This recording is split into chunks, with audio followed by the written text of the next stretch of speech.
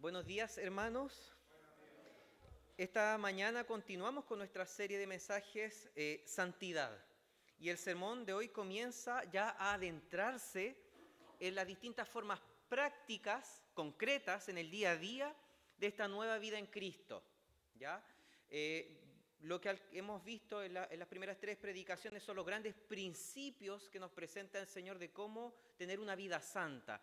Y aquí ya va dando ejemplos muy puntuales, muy particulares de las cosas que nosotros vivimos en el día a día. Así que el título de esta predicación es Una nueva vida matrimonial. Y me pasa que ya cuando armamos esta serie de predicaciones, se eligió este texto bíblico que ya he tenido que predicar en otros momentos. Creo que en un par de ocasiones, ya acá en Chillán. No necesariamente en el culto, pero sí en una bendición nupcial o en otras instancias, sobre este pasaje de Efesios 5. Por lo mismo, lo primero que pensé cuando vi el pasaje para el mensaje de hoy fue, ¿qué aspectos de este texto bíblico aún yo no he descubierto y podrían aportar algo más de lo que ya he predicado? Porque la idea es no simplemente repetir lo que ya he dicho, aunque sea en otras instancias. Sería lo más fácil para mí. Llego, tomo la predicación que ya está hecha y la repito aquí y listo. Y podríamos decir así muy fríamente, trabajo hecho. Pero no es la idea, ¿ya? No es la idea repetir el mismo sermón. No por querer hacer algo novedoso, sino porque nosotros, yo creo que todos los que estamos acá confiamos que la palabra de Dios es viva y eficaz y sigue hablándonos hoy, incluso en un texto bíblico que ya hemos estudiado o sobre el cual ya hemos escuchado algún mensaje. Puede decirnos algo nuevo. Otra cosa que también es importante señalar para comenzar es que se trata de ese tipo de pasajes que son controversiales. Bueno, ya pudimos leerlo y vimos más o menos el contenido, ¿ya?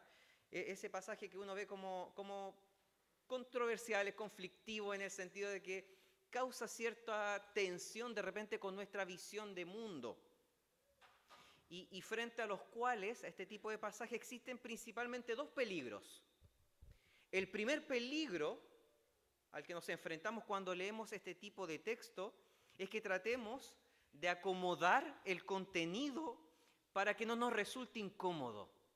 Ese es un peligro, ¿ya? El querer acomodar o tratar de acomodar para que no sea tan incómodo. Y esto ocurre porque vivimos en una época y en un tipo de sociedad donde muchas de las cosas que la Biblia afirma se encuentran en conflicto con las creencias que ya están instaladas y que nos han ido moldeando durante toda la vida, en el colegio, con los amigos, en la sociedad que vivimos.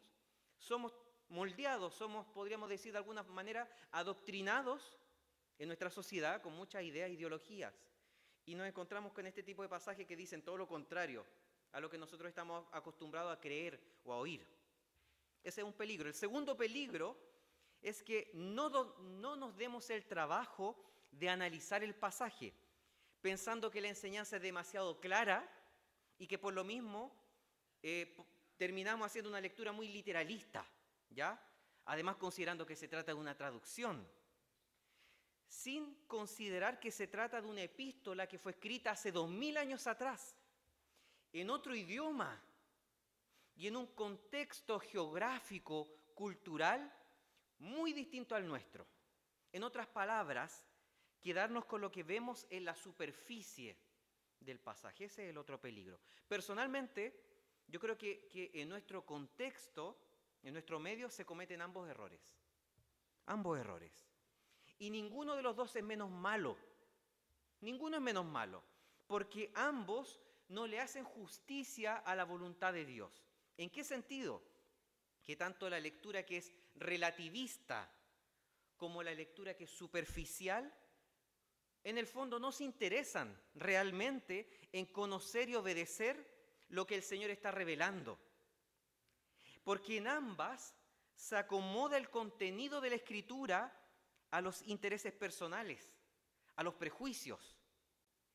Así que podríamos decir que tanto una lectura relativista como una superficial son dos caras de una misma moneda. ¿Y cuál es esa moneda? Un corazón que busca ser su propio juez y Señor. Por lo mismo les quiero invitar para que nos podamos acercar al texto bíblico de la forma más honesta posible, tratando de sacarnos de encima todos los prejuicios de una lectura relativista como de una lectura superficial, para que busquemos de todo corazón, con un corazón sincero, hambriento, qué es lo que el Señor está diciendo aquí en su palabra, cuál es su voluntad revelada en esta porción de la Escritura, más allá de las ideas que nosotros ya tenemos preconcebidas.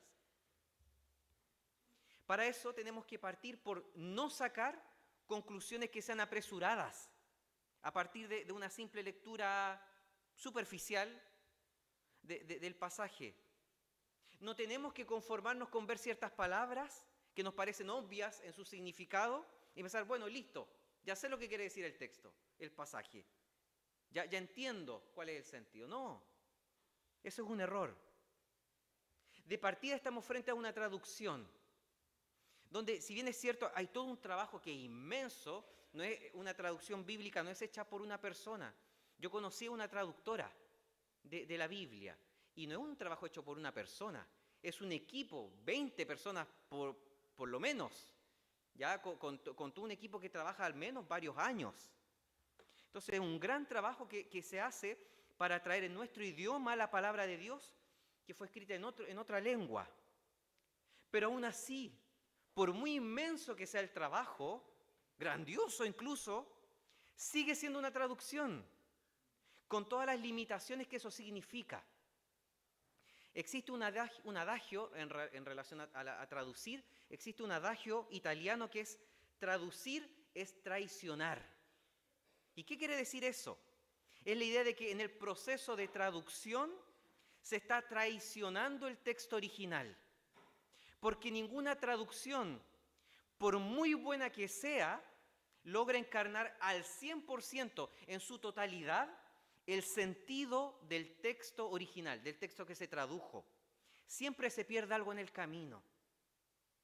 De hecho, hay una película de Woody Allen que habla de eso, de este proceso de pasar de un texto original a la traducción, se pierde algo de contenido en el camino. Es importante que estemos conscientes de esto, hermanos, muy conscientes, cuando leemos la Biblia. Pero no en un sentido fatalista. Con esto no les quiero meter miedo, no estoy diciendo, no, en realidad no sirve de nada que lean la Biblia porque nunca van a lograr entender el sentido. No, no se trata de eso, ¿ya? No se trata de que nunca vamos a lograr desentrañar la voluntad de Dios, porque Él, en su providencia, ha permitido que existan las traducciones. Él guía a los traductores, ¿ya? Y las traducciones nos ayudan, de hecho, nos permiten conocer la Biblia en nuestro idioma, así que es algo bueno. Pero es importante que estemos conscientes de este fenómeno, porque sabremos que cuando estudiamos la Biblia debemos hacerlo con diligencia. No quedarnos con lo primero que leemos rápidamente. Estudiar, meditar con diligencia, con cuidado. Y no simplemente leerla, y como ya insistió en estos par de minutos, de manera superficial. Ya habiendo dicho esto, ¿cuál es el contexto histórico, cultural, social de este pasaje? Para poder desentrañar, introducirnos de manera mucho más profunda en lo que quiere decir. ¿Cuál es el contexto? Se trataba de una época en la que las mujeres eran relegadas a un segundo plano, ¿ya? Los judíos en su oración matutina le agradecían a Dios por no ser pagano, ni esclavo, ni mujer. Eso decían en su oración de la mañana. Gracias, Señor, porque no me hiciste pagano, no me hiciste esclavo y no nací como mujer. Para que se den cuenta la visión que existía en ese medio. Ellos respetaban mucho la institución del matrimonio, ¿ya? La institución, la figura del matrimonio, pero en la teoría, no en la práctica. La situación era mucho peor en el mundo helenístico, en el que se encontraban los judíos. Para los griegos, la amistad entre dos hombres podía llegar a ser mucho más importante que la relación de pareja. Es decir, tengo un amigo, esa amistad es mucho más importante para los griegos que mi matrimonio. Incluso las mujeres que eran adineradas, porque existían, por supuesto, las distintas clases sociales, sobre todo en la antigüedad, estaban mucho más marcadas. Las mujeres que pertenecían a las clases sociales más altas también estaban totalmente ausentes de la vida política, de la vida pública. Y la situación con los romanos en el primer siglo era muy similar. El respeto por el matrimonio se encontraba bajo amenaza por causa de divorcios muy frecuentes. Y aquí con esto les estoy dando una pincelada muy general para entender, aunque sea en parte, cómo eran las culturas del primer siglo. Y en ese contexto, en ese medio, en ese primer siglo, Dios le pide al hombre que ame a su mujer. Y no solo eso, sino que el criterio que Dios establece como norma era muy superior a cualquier otro que pudiesen conocer. De hecho, no conocían otro estándar mayor que el que Dios establece aquí. No pone al matrimonio con un punto de comparación que fuese habitual para ellos. Este criterio es el mayor de todos, el amor sacrificial e incondicional de Cristo por su iglesia. Es un criterio que sobrepasaba, trascendía cualquier realidad que ellos conocían hasta ese momento. Porque había un pecado cultural muy instalado. Las mujeres eran miradas en menos. Y eso no se trata no tiene que ver no, que las feministas ahora dicen eso en la antigüedad, pero no pasa. No, es histórico. Si ustedes revisan libros de historia, era así, eran miradas en menos. Incluso desde un punto de vista jurídico, no estaban protegidas de la misma manera que los hombres.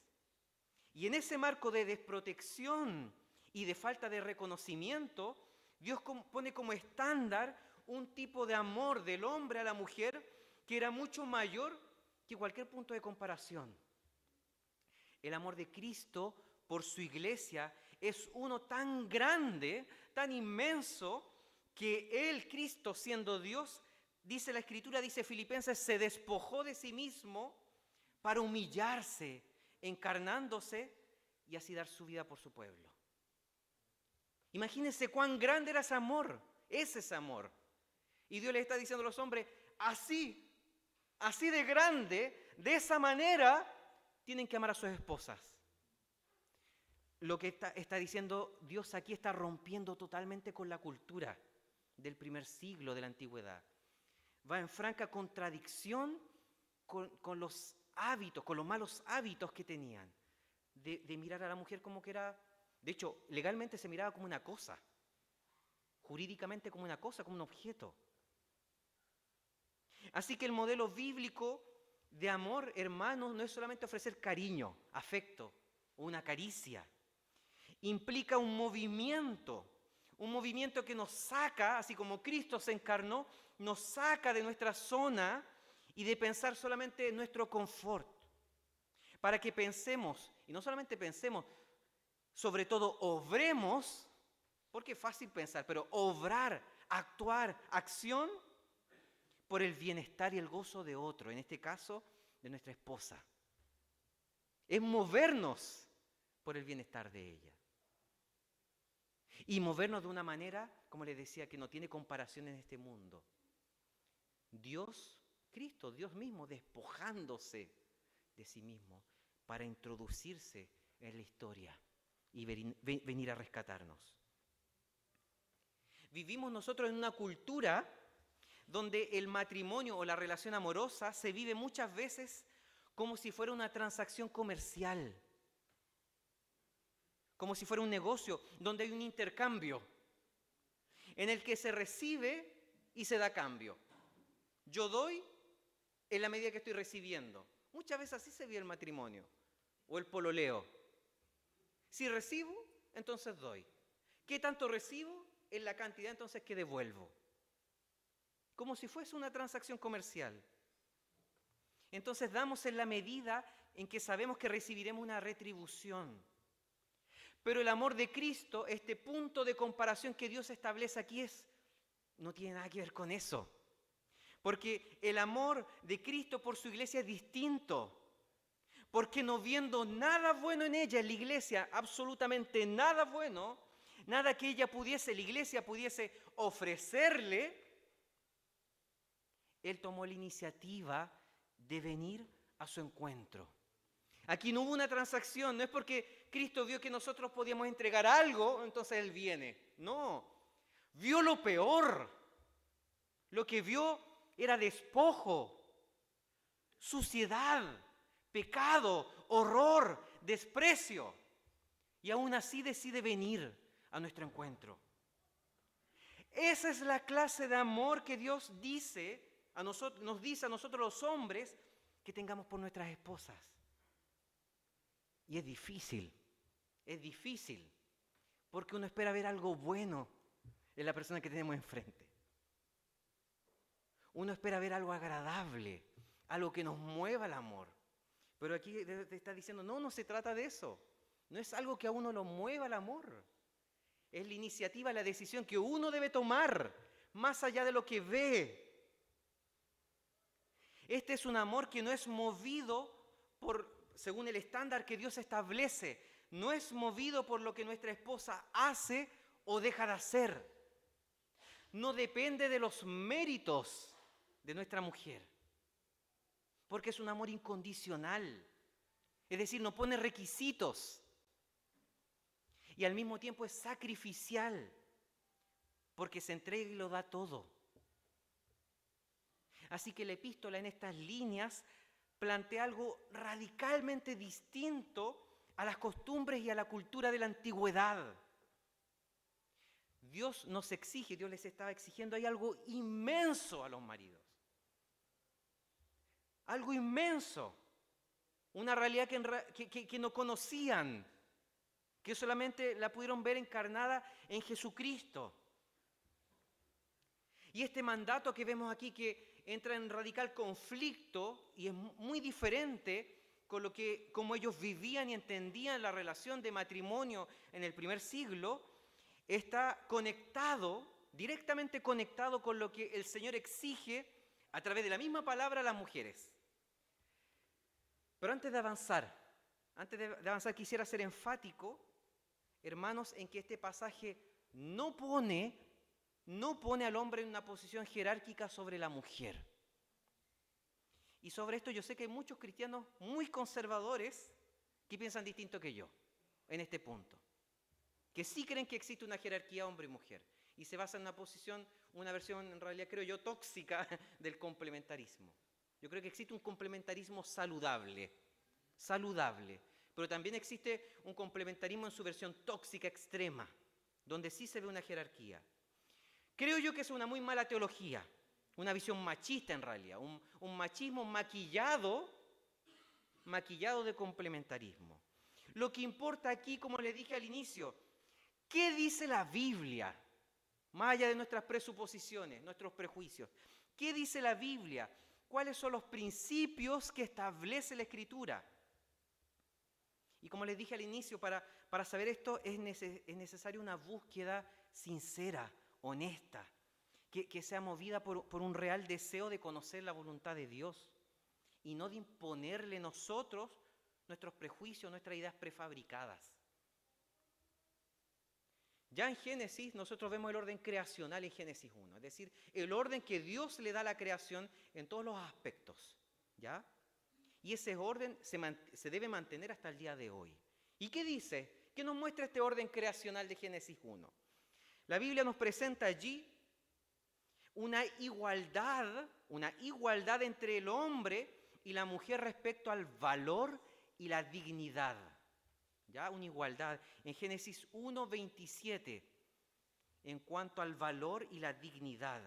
Génesis 1:27 afirma que Dios creó a ambos, hombre y mujer, a su imagen y semejanza. No dice que creó uno de esa manera y el otro, no. A ambos, a la imagen de Dios y a su semejanza. Entonces podríamos llamar a esto perdón porque usa el término, pero es necesario, una igualdad ontológica. Es decir, una igualdad en el ser.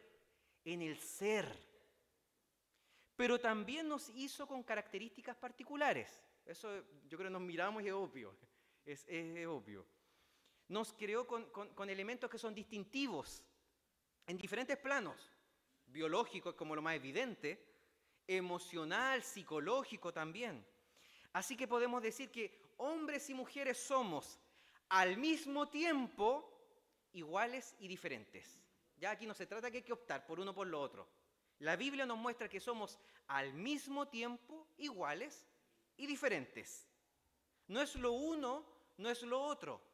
Son ambas cosas. Así que nos podemos ir dando cuenta que la Biblia es mucho más rica en lo que nos entrega que la visión tan parcial y mezquina que muchas veces tenemos. Muchas veces nosotros creemos que el mundo es blanco-negro, es binario. Pero la Biblia nos muestra una complejidad y una riqueza mucho mayor. Una visión mucho más amplia. El Señor nos creó por estas características distintivas, nos creó para complementarnos. No para creer que uno está por sobre el otro. Tampoco para creer que las características que tiene un sexo son mejores que las del otro. No, es que las mujeres son más rápidas, de repente los hombres son más lentos. Bueno, pero Dios nos hizo distintos. Eso no quiere decir que ser más rápido sea mejor. Nos hizo diferentes. Así es. Dios lo quiso así. Actuamos de maneras distintas y eso es normal. Es normal. Tampoco hay que poner una jerarquía cuáles son las características mejores o menores. No. Es normal. Pero también es verdad que desde la caída, estas características particulares se han ido perdiendo, se han ido, podríamos decir, desdibujando, intercambiándose. Producto de la caída, no estoy diciendo que sea bueno que se intercambien, sino que producto de la caída. Y la relación entre el hombre y la mujer se ha ido deteriorando. Por ejemplo, en Génesis 3, cuando Jehová le pide cuentas a Adán, preguntándole si había comido del fruto del árbol del conocimiento del bien y del mal, ¿qué es lo que hace Adán? Lo primero que hace es acusar a su esposa, a su mujer, a Eva. Adán le dijo, bueno, la mujer que me diste me dio de comer ese fruto y comí. Ni siquiera dice mi mujer. Es cuando, creo que con María Jesús no nos ha pasado esto, pero sí hemos conocido matrimonios donde de repente hay un conflicto en el matrimonio, quizás o los hijos se portan mal y uno de los dos le dice al otro, tus hijos hicieron tal cosa. Tus hijos hicieron este error, no hicieron la tarea. Adán está haciendo lo mismo. No le está diciendo, Eva, no le dice mi esposa, la mujer que tú me diste, le está tirando la pelota, por decirlo, perdón, coloquialmente, a Eva, pero a Dios también. Es como tu responsabilidad. A esta mujer que me das, en el fondo me convence, me engaña. Qué poco hombre, qué poco hombre. No es capaz de decir, sí, comí, punto. Me equivoqué, perdón. Asumir. No es como si puedo evitarlo de asumir, no, mejor ella es la responsable, ella me engañó. Me dejé llevar. Muy poco hombre. Y en ese contexto de relaciones afectadas por el pecado, como resultado de la caída, Dios le dice a las mujeres que estén sujetas a sus maridos. ¿Pero a qué se refiere con esto? Que estén sujetas a sus maridos. ¿Qué quiere decir el texto bíblico aquí? Esta pregunta es importante. Esta pregunta retórica, ¿qué quiere decir el texto? No, en realidad no es retórica, pero esta pregunta que nos hacemos, ¿qué quiere decir? Es importante, ¿por qué? Porque recurrentemente, yo lo he escuchado muchas veces, hermanos, vamos a encontrar pastores, predicadores, hermanos en general, que interpretan este término de sujeción solo por el significado que tiene la palabra en español. Es decir, dice sujeción, ya. ¿Qué dice sujeción en el diccionario? Esto, ya, entonces esto es, punto. Eso significa.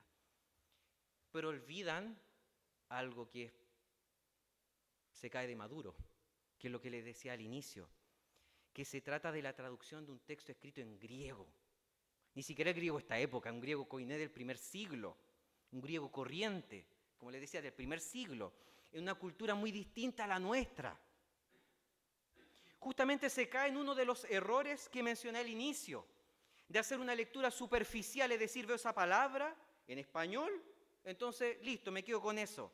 Es una lectura superficial que se conforma con lo que el pasaje afirma en la traducción, sin profundizar en el texto, sin estudiarlo, sin adentrarse.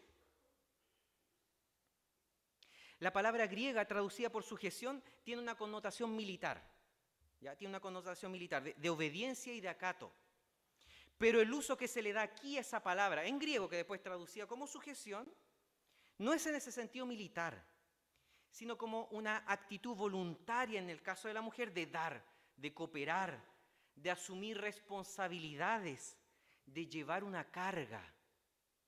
Ese es el sentido. Una actitud voluntaria de dar, de cooperar, de asumir responsabilidades, de llevar una carga. Así que no se trata de que la mujer tiene que decirle amén en todo al esposo. El esposo dice, hacemos esto, amén. Hacemos esto otro, amén. No se trata de eso, el estar sujeta, no es eso. Ni que su opinión quede anulada. Tampoco se trata de que la opinión de la mujer quede anulada. Tampoco que tenga que vivir atemorizada. De hecho, el último versículo del pasaje, el versículo 33, nos da más luces, nos presenta una visión mucho más amplia sobre el sentido de esta sujeción. Dice, la mujer respeta a su marido, respete a su marido. Así que el Señor manda al hombre a hacer una cosa y manda a la mujer a hacer otra. Al hombre que ame, a la mujer que respete o que esté sujeta. ¿Por qué no les pide lo mismo? ¿Por qué no les pide lo mismo? Bueno, porque así como Dios nos creó diferentes, el pecado también se manifiesta de forma distinta en nosotros. Somos igualmente pecadores, pero la forma en cómo se manifiesta en el día a día es distinta. Y en estos versículos el Señor está mandando lo que es más difícil para cada uno. Difícil de acuerdo con la forma en cómo se manifiesta el pecado en hombres y mujeres. Para nosotros los hombres, no voy a decir es difícil, voy a decir mejor, no es fácil, ¿ya? No es fácil expresar nuestro amor en palabras y acciones. Ya, no es algo que se da de manera natural. Porque para que ocurra, para que nosotros lo hagamos, es necesario que estemos profundamente conscientes de esta dificultad y tratemos de luchar contra ella, contra la dificultad, no contra nuestra esposa. Necesitamos hacer un esfuerzo, nosotros como hombres, para expresar lo que sentimos. ¿Ya? Estar conscientes de la dificultad y hacer ese esfuerzo. Hacer esfuerzo para decir te amo, no solamente para decirlo, para mostrarlo con acciones concretas. Y en el caso de las mujeres también es bastante común encontrarse con muchas que la verdad no respetan a sus maridos. No quiero generalizar, por eso digo muchas, no digo todas, ¿ya? Pero que no respetan a su marido. Esposas que critican a sus maridos de manera muy severa y que siempre están destacando los defectos de maridos. Se lo dicen directamente o lo peor, que lo comentan con otras personas. Yo creo que todos hemos conocido situaciones de ese tipo. No, es que mi marido es así, así. Ya, pero ¿por qué me tengo que enterar yo de eso? Es triste, es lamentable. También me ha pasado, hermanos, que me he encontrado con matrimonios que me han dicho, ya, pero esto no nos pasa a nosotros. El marido me dice, no, yo siempre le digo a mi esposa que la amo, siempre se lo demuestro. Y la esposa me dice, pero si yo respeto a mi marido y siempre se lo muestro en todas las áreas. Y yo me quedo como de una pieza, digo, chuta, pareciera como que se cae a pedazos lo que está diciendo el pasaje, pero no. Claro, no se trata de que estos pecados se van a manifestar siempre en los hombres, en todos los hombres y todas las mujeres. Pero el texto bíblico no se refiere a cada caso o a cada persona en particular, somos distintos, sino que presenta, podríamos decir, una tendencia, ¿ya? Una tendencia muy presente en el género masculino y otra muy presente en el género femenino. Claro, puede ocurrir que existan hombres, no es mi caso, que sí les resulta súper fácil decirle a la esposa te amo y mostrárselos todos los días. Y a las mujeres que sí respetan 100% al marido. Sí, pueden haber casos así. Pero hay una tendencia que nos muestra la Escritura. Según los principios bíblicos, hermanos, para continuar con lo que dice el pasaje, según los principios bíblicos, el matrimonio no es solamente la unión de dos personas con proyectos de vida en paralelo, donde uno sí puede desarrollarse y el otro no, o que comparten solamente un mismo techo. Ya no se trata de eso. Bueno, si es por solamente vivir juntos, un par de amigos pueden irse a vivir juntos, en una misma casa, la arriendan, incluso hay casos de amigos, hombre y mujer, que lo hacen. Pero el matrimonio es mucho más que eso. Es mucho más que eso. Es mucho más que uno tenga que postergarse toda la vida y el otro está así como bien desarrollándose. No, no se trata de eso. Se trata de una, y lo había comentado en la reunión de departamento femenino en alguna ocasión, es una unidad espiritual. ¿Ya? Es una unidad espiritual. Por eso el Señor nos hizo para complementarnos con características distintas para que seamos una ayuda mutua. Esta idea de unidad espiritual se desprende del versículo 31 que declara: por esto dejará el hombre a su padre y a su madre y se unirá a su mujer y los dos serán una sola carne. Hace algunos días atrás tuve la posibilidad de leer un par de textos, de conferencias por escrito que hablaban del divorcio y donde el autor de los textos, un teólogo, pastor, se refería a este versículo y decía, bueno, de lo que está hablando este versículo no es solamente la unión, aunque dice será una sola carne, no se refiere solamente a la unión sexual. Sí, va incluida, pero mucho más que eso, ¿ya? También a la unión emocional, espiritual, psicológica. No que se funden, ¿ya? No es que se pierden su personalidad y son una masa amorfa. No se trata de eso. Pero sí, una unidad donde existen las dos personas están conectadas profundamente, en el sentido más amplio que podríamos pensar. ¿Ya? Y esta unidad espiritual, esta única carne, no lo dice la Biblia de los padres con sus hijos. Es interesante porque la Biblia en ninguna parte habla de esta unidad espiritual de una sola carne, refiriéndose a padres e hijos, o de solteros con sus mascotas. Tampoco. Este tipo de unidad solamente existe en la unión matrimonial. Y esto es fundamental porque no es sano buscar en los padres o los padres en sus hijos o cualquier persona soltera o casada en las mascotas lo que solo se puede encontrar en el matrimonio. No va a ser saludable si tratamos de buscar aquello que solamente se encuentra en el matrimonio, en otras personas, por muy amadas que sean, por muy cercanas. ¿Por qué digo esto? Porque no es sano, hermanos, que nuestros padres sean para nosotros más importantes que nuestra esposa. Y pasa muy seguido, que alguno de los cónyuges ve a los padres como más importantes que al marido o a la esposa. No es sano, no es saludable y no es bíblico tampoco. Cuando eso ocurre es síntoma de que algo no anda bien a nivel familiar. Tampoco es sano cuando para los padres los hijos terminan siendo el centro y la esposa o el marido termina quedando relegado, convirtiéndose en algo accesorio. Se habla bastante del síndrome del nido vacío. ¿Ya? Yo creo que todos aquí, o la mayoría, hemos escuchado esto del síndrome del nido vacío. Que cuando los hijos crecen y parten, el matrimonio queda solo en casa. Y queda ese vacío, porque quedan solo en casa.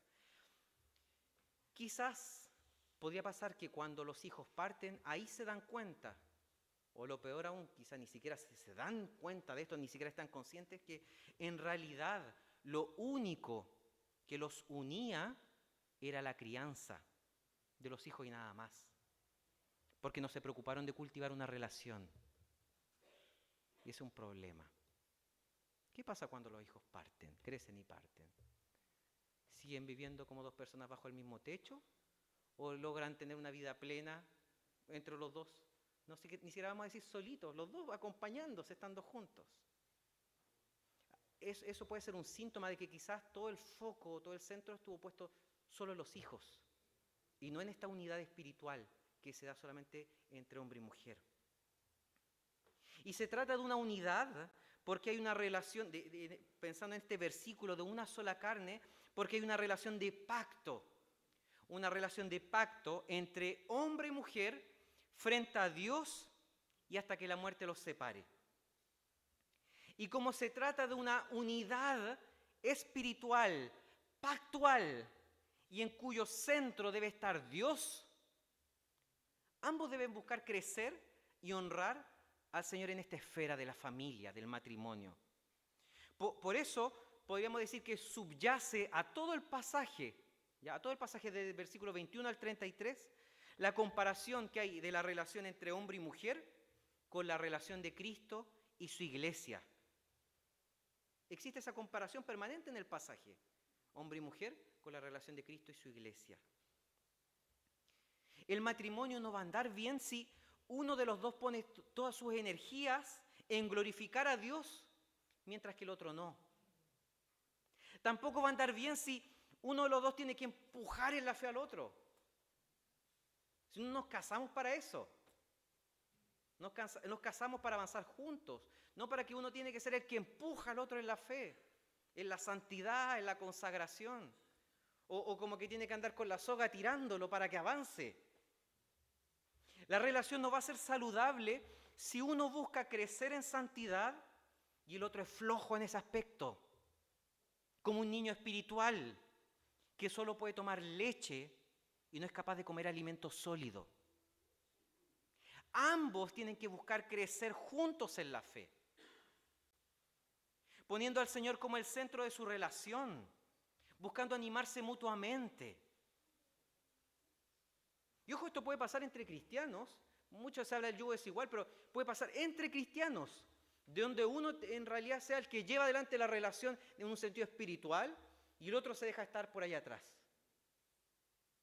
Claro, ambos vienen a la iglesia, ambos se congregan, pero en realidad uno es el que lee la Biblia, uno es el que ora, uno es el que busca al Señor. Y el otro se conforma con, bueno, pensar yo soy cristiano y listo. Mientras que el otro, el que pone su esfuerzo por crecer en el Señor, tiene que estar casi arrastrando al que es flojo en la fe. Así que como les decía, esto es mucho más que venir a la iglesia juntos. ¿Cuánto oran juntos? ¿Cuánto leen la Biblia? Insisto, juntos. ¿Toman ambos decisiones buscando la voluntad del Señor? ¿Administran sus recursos, sus dineros, de una manera que honre a Dios? Esto no es obvio, hermanos. Lamentablemente no lo es. Porque puede pasar que siendo cristianos no estemos honrando al Señor en cómo administramos nuestros recursos. ¿Crían ambos a sus hijos como ciudadanos del reino de Dios? Son preguntas que es necesario hacerse. Más allá que confesemos fe, que digamos somos cristianos, necesitamos hacer nuestras preguntas. Y como se trata de una unidad espiritual, no debemos vivir según, podríamos decir, las lógicas humanas del poder, donde cada uno vela por sus propios intereses, incluso perjudicando al otro. En el modelo bíblico del matrimonio, no hay lugar o no debe haber lugar para la opresión emocional ni espiritual. Debe existir un abandono propio, voluntario, para buscar el bienestar del ser amado. Dios nos exige dejar de pensar solamente en nosotros mismos. Que debemos abandonar el egoísmo, la visión, la cosmovisión egoísta y nuestros deseos personales, ya que la naturaleza espiritual de la vida en pareja, del matrimonio, está por sobre eso, sobre los intereses mezquinos, sobre los intereses egoístas. Claro, es verdad que cada uno necesita su espacio, es así. Cierto nivel de independencia, obvio. Como les decía, no es que nos casamos y ser una sola carne significa que nos fusionamos, nos fundimos y en realidad ni siquiera pensamos cada uno por su propia cuenta. No, no se trata de eso. Hay un nivel de independencia, de desarrollo como persona de cada uno, pero el asunto pasa en dónde está el equilibrio, dónde se encuentra. Porque Dios nos da una vida para que la vivamos de manera plena y capacidades para que podamos desarrollar y que alcancen su máximo potencial. Él nos da dones, talentos. Pero el problema se encuentra en que a causa de nuestro pecado por la caída, nos enfocamos demasiado demasiado en nosotros mismos. No miramos mucho el ombligo. Y probablemente muchos de los problemas matrimoniales que podemos llegar a tener son por causa de eso, de mirarnos demasiado solo a nosotros mismos y no tanto en qué le pasa a la persona que tengo al lado. Entonces pensamos mucho en nuestras necesidades. ¿Qué es lo que yo quiero? ¿Qué es lo que yo necesito? ¿Qué es lo que me falta? ¿Cuáles son mis deseos? ¿Cuáles son mis proyectos? Pero la vida matrimonial nos exige pensar de a dos. Más allá de estar todo el tiempo pensando yo, de a dos. Dos que, como dice el versículo que les señalé, que son una sola carne. ¿Ya? Dos que son una sola carne, buscando el bienestar del otro. Como les digo, no se trata de anularse 100% uno por el bienestar del otro, no. El bienestar de ambos, de eso se trata. Y es recíproco también. Es dinámico, orgánico, buscando el bienestar del otro. Y no solo lo que nosotros queremos, lo que nosotros anhelamos o soñamos. Y una última cosa ya para ir cerrando la predicación, y que no aparece explícitamente en el texto, pero que se desprende de toda la Escritura, ¿ya? Se desprende de toda la Escritura y si aplicamos analogía de la fe, es decir, que este pasaje no se puede interpretar solo, sino que se debe interpretar a la luz de la unidad de la Escritura, tiene relación, lo que voy a decir, con el pasaje que estamos viendo esta mañana. Probablemente todos los que estamos acá nos casamos porque nosotros quisimos. O la mayoría, yo no sé si hubo matrimonios arreglados. Pero no es chiste por si acaso, es que antiguamente en Chile sí existía, bueno, en el mundo yo creo. Existían matrimonios arreglados entre las familias, quizás las personas más ancianas. Yo conozco personas, no aquí, pero sí dentro de mi familia, que fueron las familias que se pusieron de acuerdo y se casaron, ¿ya? Pero yo creo que al menos la mayoría de los que estamos aquí es porque nosotros quisimos, tomamos la decisión consciente, ¿ya? Consciente, fue una decisión que nos gustaba de hecho tomar, ¿ya? Si nos casamos por nuestra propia voluntad, porque así nosotros lo decidimos, sin una presión externa, porque no nos sentimos movidos por algo, por otra cosa hacerlo. Es porque vimos algo que nos gustó en la persona que ahora es nuestra esposa o el esposo. Algo nos tiene que haber gustado, por supuesto, que nos movió a tomar esa decisión. Vimos y vivimos con ella, quizá en el tiempo de conocerse, del pololeo, momentos de felicidad. De verdad, es que no se me pasa por la cabeza que alguien diga, no, yo no vi nada bueno. Bueno, entonces, ¿por qué se casó?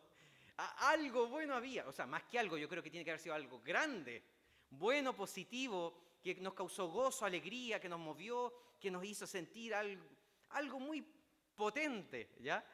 Incluso hasta en el estómago, que nos movió a querer casarnos.